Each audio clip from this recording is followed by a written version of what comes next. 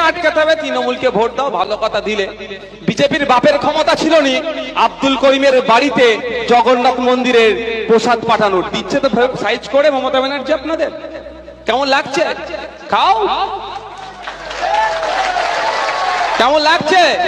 ভোটের সময় মলি সাহেব তুমি গুতাগুতি করছো মসজিদের সাইডে, যে কোন স্টেজ থেকে ভোট ভাগাভাগি করা যাবে না, বিজেপি চলে আসবে। বিজেপি চলে আসলে কি করবে বলো? কি করবে? কিন্তু বিজেপিকে আটকে আপনি কি করছেন? যাকে আটকাবার দায়িত্ব দিচ্ছেন সে দুয়ারে রেশনের মাধ্যমে আপনার বাড়ি মুসলিম সম্প্রদায়ের যেটা ধর্মীয় ভাবে বারণ আছে প্রসাদ গ্রহণ করা, সেটাও আপনাকে খাওয়াতে বাধ্য হচ্ছে। তাহলে বিজেপি আর তৃণমূলের তফাৎ কি? আচ্ছা আপনি বলুন, কালকে যদি তৃণমূল বলে, আজকে প্রসাদের বলে আমি শুধু বিরোধিতা করছি না, কালকে যদি মমতা ব্যানার্জি বলে আপনার ভোট পাওয়ার জন্য সামনের কুরবানির সময় গরুর গোশত সব ভাইয়ের সব ভোটারদের বাড়ি বাড়ি পাঠাবো, এটা আমি কি মানবো? এটা আমি চরম বিরোধিতা করব। কারণ সরকারের কাজ নয় গরুর গোশত বাড়িতে বাড়িতে পাঠানো, জগন্নাথ ধামের প্রসাদ বাড়িতে বাড়িতে পাঠানো।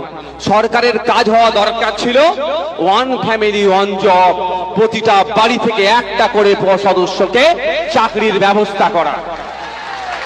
সেটা ব্যর্থ হয়েছে। ব্যর্থতা ঢাকার জন্য আপনার বাড়ি প্রসাদ পাঠাচ্ছে, কোনদিন আপনার বাড়ি গরুর গোশত পাঠাবে। যে মলি সাহেব গুলো ছিল সেই মলি সাহেবদের মুখে আজকে কথা নাই। আমি আশা করব সেই মলি সাহেব গুলো বলিষ্ঠ কণ্ঠে মমতা ব্যানার্জিকে বার্তা দেবে এবং মমতা ব্যানার্জি এই কাজকে প্রকল্পকে বন্ধ করবে। অ্যাকচুয়ালি এটা কিন্তু ব্যাপার কি জানেন, শুনলাম 42 কোটি টাকার এটা প্রজেক্ট, 42 কোটি টাকা খরচ হচ্ছে। অ্যাকচুয়াল আপনার প্রসাদটাও বাড়িতে পাঠানোর ব্যাপার নয়, 42 কোটি টাকা থেকে 50% 21 কোটি টাকা তো পকেটে ভরতে হবে। এই হচ্ছে ব্যাপার। কান মোড়া দেওয়া উচিত, এদের কান ধরে উপোস কর, কারো দয়া চাই না।